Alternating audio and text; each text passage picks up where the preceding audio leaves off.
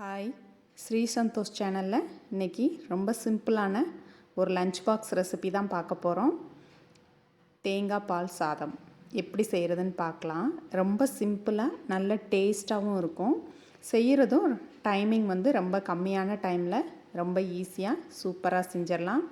இதுக்கு சைடிஷ் நம்ம ஒரு உருளைக்கிழங்கு, காரமான உருளைக்கிழங்கு மசாலா செஞ்சால் சூப்பராக இருக்கும். இது எப்படி செய்கிறதுன்னு பார்க்கலாம் வாங்க.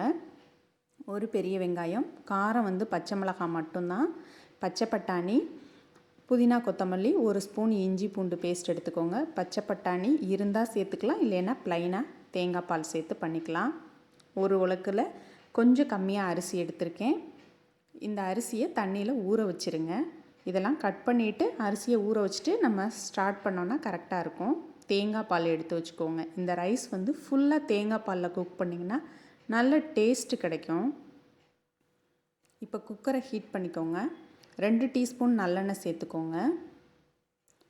1 டீஸ்பூன் நான் நெய் சேர்த்துக்கிறேன். உங்களுக்கு ஃபுல் டேஸ்ட்டு நெய் பிடிக்கும்னாலும் நெய் சேர்த்துக்கிறலாம். இதில் பட்டை, கிராம்பு, ஏலக்காய், பிரியாணி இலை இது எல்லாமே ஒரு பீஸ் சேர்த்துக்கோங்க. இது நல்லா பொரிஞ்சதும் நீளமாக நறுக்கி வச்சுருக்க ஒரு பெரிய வெங்காயத்தை சேர்த்துக்கிறலாம். இந்த வெங்காயம் கண்ணாடி பதம் மாதிரி தான் வதங்கணும். காரத்துக்கு நான் 2 பச்சை மிளகாய் சேர்த்துருக்கேன். உங்களுக்கு கூடுதலாக இன்னும் கொஞ்சம் ஸ்பைஸியாக இருக்கணும்னா 2 மிளகாய் சேர்த்துக்கோங்க. இப்போ இது லைட்டாக வதங்கட்டும். இது வரைக்கும் நம்ம சேனலை சப்ஸ்கிரைப் பண்ணலைன்னா மறக்காமல் சப்ஸ்கிரைப் பண்ணிக்கோங்க. பக்கத்தில் இருக்க பெல் ஐக்கானையும் கிளிக் பண்ணுங்கள். 1 டீஸ்பூன் இஞ்சி பூண்டு பேஸ்ட்டு சேர்த்துக்கிறேன். 1 நிமிஷம் அதில் உள்ள பச்சை வாசனை போகிற அளவுக்கு வதக்கினா போதும்.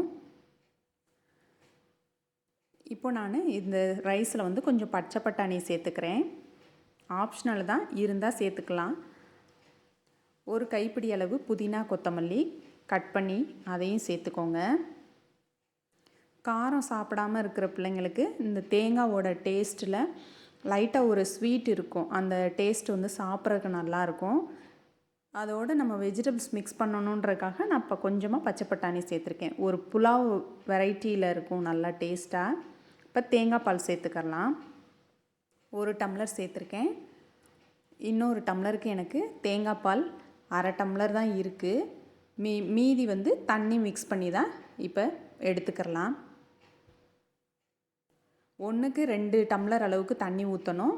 உங்களோட அரிசி எப்படி வேகும் அப்படின்றத பார்த்துட்டு அதுக்கேற்ற மாதிரி தண்ணி கலந்துக்கோங்க. நான் 1 டம்ளர் அரிசிக்கு 2 டம்ளர் சேர்த்துருக்கேன். மூடி வச்சு நல்லா கொதிச்சிருச்சு. கொதிச்சதுக்கப்புறம் நம்ம ஊற வச்ச அரிசியை இதில் சேர்த்துக்கிறணும். அரிசியை சேர்த்துட்டு இந்த அரிசி சேர்த்ததுக்கப்புறம் அது நல்லா மலமலன்னு கொதிக்க விட்டுட்டு நம்ம அதுக்கப்புறம் குக்கரில் விசில் மூடி வைக்கலாம். இப்போ இதுக்கு தேவையான உப்பு இந்த ஸ்டேஜில் சேர்த்துக்கோங்க.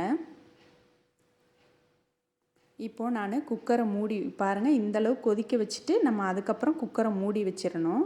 மூடி வச்சு சிம்மில் வச்சு ஒரு விசில் வச்சுட்டு அடுத்து ஒரு விசில் வர்ற மாதிரி இருக்கும்போது நான் ஆஃப் பண்ணிவிட்டு ஓப்பன் பண்ணுறேன். இப்போ பாருங்கள், ஸ்டீம்லாம் போயிடுச்சு. நம்ம ஓப்பன் பண்ணி பார்க்கலாம். நல்லா கமகமன்னு சூப்பராக இருக்குது தேங்காய் பால் சாதம். கீழே அடி பிடிக்காமல் நல்லா வந்திருக்கான்னு கிளறி விடுங்க. தண்ணி அளவு கரெக்டாக இருந்துச்சு. சாதமும் அடிப்பிடிக்காமல் குழையாமல் நல்லா வந்திருக்கு. ஃபஸ்ட்டு நம்ம கலக்கும் போது இப்படி தான் இருக்கும். அதுக்கப்புறம் நல்லா சாதம் உதிரியாக வந்துடும். இதே மாதிரி நீங்களும் உங்கள் வீட்டில் ட்ரை பண்ணி பார்த்துட்டு எப்படி வந்ததுன்னு ஃபீட்பேக் கமெண்ட்டில் கொடுங்க.